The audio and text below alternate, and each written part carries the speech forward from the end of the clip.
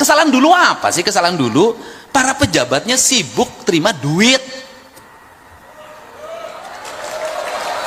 dari pembebasan, udahlah, dari izin segala macam.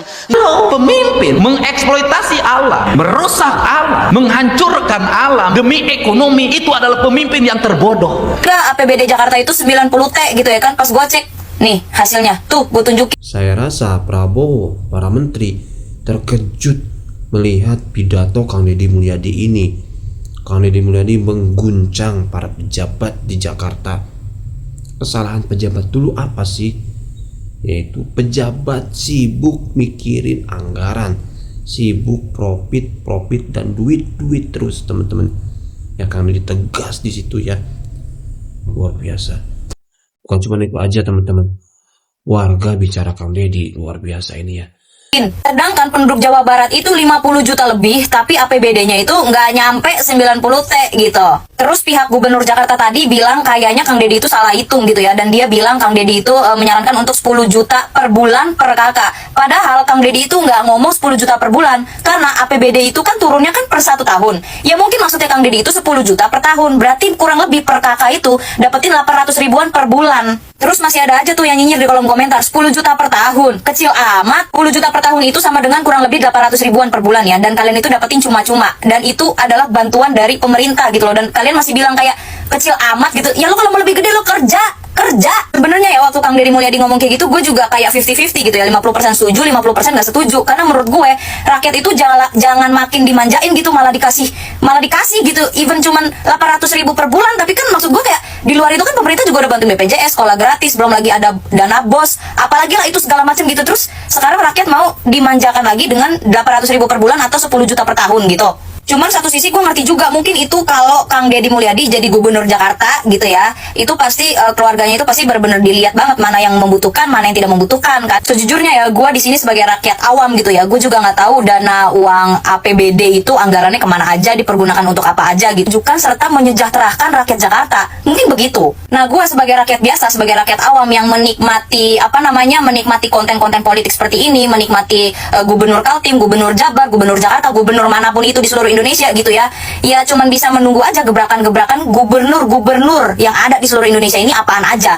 Karena seharusnya untuk menjadi kepala daerah atau untuk menjadi pemerintahan gitu ya, itu pasti punya punya visi misi untuk memajukan dan menyejahterakan masyarakatnya. Iya dong, masa enggak? Jadi kita tunggu aja gebrakan-gebrakan selanjutnya itu apaan lagi. Kenapa bodoh? Dia dikasih pikiran, dikasih rasa. Orang barat mengembangkan pikiran. Daripada negaranya hancur, lebih baik negaranya dibuat menjadi negara ekologi, negara berkekuatan hijau. Dia nyuri di negara lain untuk negaranya. Orang barat nyuri di negara lain sejak era kolonial sampai hari ini. Yang penting rakyatnya makmur, yang penting udaranya bersih, yang penting di kampung sungainya bersih, yang penting gunung-gunungnya indah, yang penting pelatarannya hijau, semua ditata. Tetapi negaranya melakukan kerusakan di tempat lain, mengambil duit di tempat lain untuk negaranya. Itulah negara lain. Tapi di kita terbalik, merusak di negaranya, membawa uang ke negara lain. Merusak di Cianjur, pesta di Jakarta, pesta keluar, gak boleh. Dari situlah saya melarang kegiatan studi tour. Dari situlah saya melarang para kepala dinas untuk pergi keluar kota dengan menggunakan dana APBD. Kenapa? Anda untuk mendapat APBD itu ngambil ini, ngambil ini, ngambil ini. Setelah itu uangnya dibawa berpesta di tempat lain. Saya tidak mengizinkan, karena saya mencintai Tatar Sunda dan Tatar Jawa. Nah, kenapa orang lain maju? Mereka mempertahankan negaranya dengan penuh nasionalismenya. Mereka menjaga sungainya, menjaga air, menjaga rakyatnya. Mereka membela bangsanya dengan sepenuh hati. Kita terbalik, Pak. Kita berbuat kerusakan di kampung kita, membawa uang ke tempat lain. Peradaban sebuah daerah bisa dinilai dari berkendaraan. Kalau lalu lintasnya tertib, maka bangsa itu beradab. Sudahlah, Anda pergi kemanapun, negara maju, pasti lalu lintasnya baik. Negara tertinggal, rakyatnya tukang berkelahi, pasti lalu lintasnya acak-acakan. Bagi saya, lebih baik defisit 600 miliar uangnya dibelanjakan untuk masyarakat daripada APBD isinya perjalanan dinas dan kemudian menjadi silpa triliunan. Saya tidak setuju. Kita berlari. Kenapa? Kita tertinggal dalam segala hal. Hanya dengan kita mencintai mencintai bangsa ini dengan baik, mengelola keuangan dengan baik, negeri ini akan mengalami kemajuan. Kalau saya gubernur yang ngurusin sampah, kan itu harus saya lakukan. Sebaiknya gubernur itu hanya perintah, hanya perencanaan. Tidak seperti itu. Teknik kita itu tidak jalan. Sistem birokrasi kita tidak jalan dan tidak efektif. Kenapa? Birokrasi kita sudah terlalu lama berbasis laporan dan administrasi, bukan berbasis output, outcome, dan benefit produk. Bukan. Kita berhasil WTP. Saya tidak terlalu senang dengan kalimat itu. Kenapa? Buat apa WTP kalau jalan baru tutup? Buat apa WTP kalau sekolah baru tutup? Buat apa WTP kalau rumah rakyat miskin baru tutup? Buat apa WTP kalau rakyat kita masih ada yang kekurangan beras? Itu administratif. Substantif mulai kita kejar. WTP kita raih, tapi outcome dan benefit dari sebuah produk pembangunan harus dirasakan oleh masyarakat. Gubernur itu nggak punya perjalanan dinas, nggak punya mobil dinas, nggak pakai pakaian dinas. Karena saya bukan fakir miskin. Yang harus bajunya dibeliin oleh negara berarti fakir miskin saya. Masa saya bajunya dipakai dibeliin negara? Saya punya mobil, masa mobil saya harus dibeliin sama negara? Ngapain? Gitu loh. Nah kan kadang-kadang karakter kita ini, kadang-kadang pejabat ini fasilitas sendiri nggak pernah mau pakai, fasilitas pemerintah dipakai terus. Kemudian berikutnya pemerintah dituntut untuk bangun infrastruktur. Pemerintah daerah, sumber duitnya mau dari mana? Kita cuma ngandelin tinggal satu lagi loh, pajak kendaraan bermotor. Kenapa? Bagi hasil pajak kan ditunda pembayarannya karena ada kepentingan lebih besar di pusat. Kita menghormati gubernur adalah wakil pemerintah pusat. Saya tidak protes, saya menerima itu dengan baik. Tetapi setelah itu saya mengefisienkan apa yang terjadi. Dicek deh, itu Pemda Jabar itu hampir rata-rata nggak punya perjalanan dinas, tinggal sedikit lagi. Gubernur itu nggak punya perjalanan dinas, nggak punya mobil dinas, nggak pakai pakaian dinas. Karena saya bukan fakir miskin. Yang harus bajunya dibeliin oleh negara berarti fakir miskin saya. Masa saya bajunya dipakai dibeliin negara? Saya punya mobil, masa mobil saya harus dibeliin sama negara? Ngapain? Gitu loh. Nah kan kadang-kadang karakter kita ini, kadang-kadang pejabat ini fasilitas sendiri nggak pernah mau pakai, fasilitas pemerintah dipakai terus. Ya kan? Tetapi saya itu punya jalan untuk memberikan penjelasan pada publik, kemudian menceritakan, menarasikan apa yang dilihat, didengar di Jawa Barat. Publik melihat, oh pembangunannya ada loh, jalan mulai bagus, bersih, ada tukang sapunya. Orang kaki lima yang di pinggir jalan-jalan raya itu sekarang sudah digeserkan mulai jadi tukang sapu. Tiap pagi terus, konsinyir saya tuh ngurusin Pak Wabub, itu saya ngurusin setiap pagi. Saya kan pulang berangkat dari Subang lewat Lembang. Lembangnya bersih banget. Saya minta ke Pak Wabub nggak boleh lagi ada hantu jam 12 siang. Ya kan? Itu kan ada yang pakai pocong jam 12 siang. Fungsikan. Wabubnya nanti turun ke jalan, jangan di kantor terus. Pimpin bersihkan. Kenapa? Karena Bandung Barat harapannya pariwisata. Hotel harus penuh, restoran harus penuh, pendapatannya di situ. Untuk itu bikin orang nyaman lewat ke Bandung Barat. Bapak lihat, setiap hari sekarang bis-bis ratusan tuh baris. Kenapa? Sudah bersih, sudah tertata, ada yang mengut sampah, ada yang ngatur lalu lintas, pohon-pohonnya diurus. Ini kan cara kita ini pengen kaya tapi nggak pernah ngurus, pengen wisatanya naik tapi nggak diurus. Ya gimana? Ini kesalahan dulu apa sih? Kesalahan dulu para pejabatnya sibuk terima duit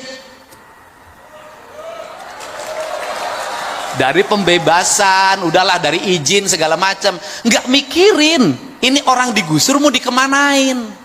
Saya mikirnya bukan itu hari ini. Saya berikan contoh. Di daerah Bekasi, di daerah Karawang, pertumbuhan rumah elitnya tinggi banget, luar biasa.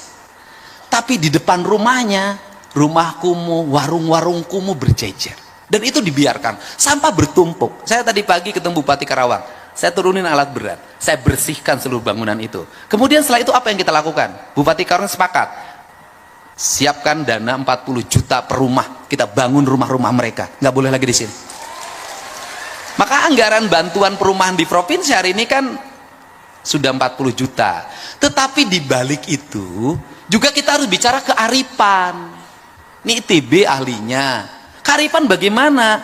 Bangun rumah jangan dipaksain. Di Sumedang, di samping kaki bukit dipasang perumahan. Di endak-endak ini rontok. Ini juga nggak boleh sembarangan. Kata orang Sunda, ciri sabumi, cara sadesa, jawadah tutung biritna, sacarana sacanan, lain tepak sejen igel, pasti pakodari tenyaho. Apa itu artinya? Membangun itu harus sesuai dengan karakteristik lingkungan. Tanah, air, udara, mataharinya. Saya ngomong itu yang disebut papat kalimat pancer. Sehingga kalau sudah dibangun itu harus pancer, dia kokoh. Nah, makanya dibagilah piranti. Mana rumah untuk daerah pinggir pantai, mana daerah rumah pertengahan, mana rumah pegunungan. Maka di konsep provinsi hari ini kita lagi ngembangin rumah bambu. Di daerah-daerah yang seperti Sukabumi, Cianjur, Garut Selatan, Bandung Selatan, kemudian daerah Bandung Utara, itu nggak bisa lagi semua dipaksain tembok, semua harus disesuaikan dengan kontur lingkungannya. Untuk apa? Apalagi dengan ancaman Trans Lembang. Kan harus kita pikirkan bencana yang akan ditimbulkan dengan itu. Setelah itu maka yang paling berikutnya harus dirumuskan oleh kita adalah membangun brand tentang rumah. Bagaimana brand? Kita ini rumah itu tidak dibangun berdasarkan culture-nya. Bangunan-bangunan ini sini, ini beda, ini beda, ini beda, ini beda. Makanya kenapa, apa sih yang unggul dari sebuah kompleks developer perumahan itu? Yang unggulnya adalah bangunannya sama, jalannya aksesnya ada, fasilitas umumnya ada. Yang paling berat hari ini adalah di perumahan biasa. Kenapa?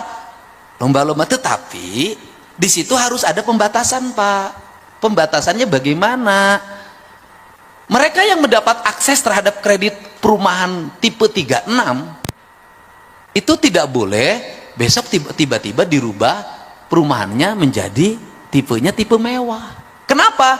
Ketika dia ngambil perumahan subsidi di situ 36, besoknya dia bangun 3 lantai di situ, maka dia sudah mengambil hak orang lain. Artinya akhirnya besoknya timbullah kecemburuan sosial. Yang ini tetap tidak berubah karena memang rumahnya peruntukan kelas menengah ke bawah. Tiba-tiba tetangganya rumahnya gede banget dan hebat banget. Itu konflik, bertengkar itu. Karena tidak ada satu perasaan dan satu tujuan. Nah, ini yang harus dibangun. Sehingga pada hari ini saya berharap nanti setelah sistem pengelolaan kur perumahan di Jawa Barat ini bisa menyerap 30% dari total kur perumahan nasional, maka implikasinya adalah akan lahir multi-layer efek ekonomi. 1, toko bangunan akan laku. 2, sopir yang angkut bahan bangunan hidup. Yang ketiga, kuli bangunan hidup. Yang 4, mandor bangunan hidup. Tukang kayu hidup. Warung randa biasanya itu yang jualan di bangunan. Dan ini problemnya di sini, Bang Ara tuh, saya tuh tahu problematika yang begini. Apa sih dari kelakuannya ini, mohon maaf saudara-saudara, banyak yang kelemahan dari pekerja bangunan itu adalah kelemahannya adalah keterbukaan dan ketidakjujurannya agak dominan. Kenapa agak dominannya? Kontraktor ngerjain mandor, mandor ngerjain kuli. Yang paling korban tukang warung. Korban, Pak. Kan saya nanganin tiap minggu yang begini, Pak. Bagaimana? Kontraktornya ngemplang, kemudian mandornya dikemplang. Karena mandornya dikemplang, mandornya ngemplang kuli. Kuli sekian bulan tidak dibayar. Kulinya pulang, tukang warung mati. Karena selama di kontraktor itu ke warungnya ngutang, Pak. Jadi kalau tidak dibayar, itu tukang warungnya nggak kebayar. Atau terbalik yang kedua, yaitu tukang bangunan yang nakal. Saya tahu kenakalan yang begini, karena saya pernah jadi kuli ngaduk, Pak. Saya tahu, Pak. Saya SMA itu kalau liburan, Pak, saya Bang Ara, saya kalau SMA kalau libur itu 1 bulan, saya selalu ikut kuli di bangunan, Pak. Jadi kalau urusan ngaduk saya nggak bisa ditipu, Pak. Jadi kalau saya ngaduk tidak bisa tipu, diaduk-aduk saya tidak akan pernah tertipu, Pak. Nah, bagaimana? Yaitu selama di kuli bangunan pacaran sama yang punya warung. Ini kan liku-liku kehidupan, Pak. Pacaran sama yang tukang warung, Pak. Ya kan, tukang warungnya ya cantik lah di antara laki-laki yang ada di situ. Nah, kemudian uang yang dia pakai itu habis. Assalamualaikum warahmatullahi wabarakatuh. Teman-teman semua, tadi kita sudah melihat pidato dari Gubernur Jawa Barat Kang Deddy Mulyadi. Kang Deddy sampaikan di depan para menteri, para pejabat ya. Kesalahan dulu apa sih? Yaitu pejabatnya sibuk terima duit, sibuk terima ya dana-dana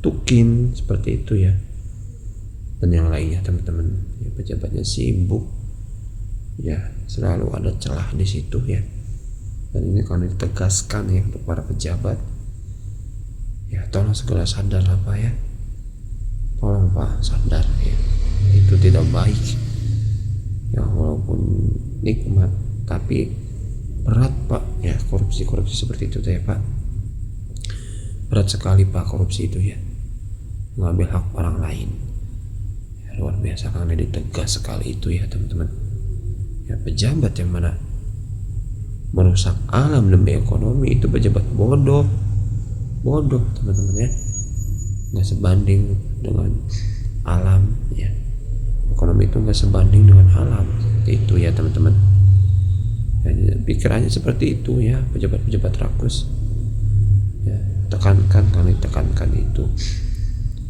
ya, dan warga bicara pun ya bicara Kang Deddy gitu ya. Nah, intinya pidato Kang Deddy mengguncang Jakarta ya, luar biasa ya teman-teman, luar biasa ya. Kita doakan semoga pemimpin kita yang baik, yang amanah, diberikan panjang umur sehat selalu ya teman-teman, amin ya Allah. Terima kasih, semoga ada manfaatnya. Sampai berjumpa di video. Assalamualaikum.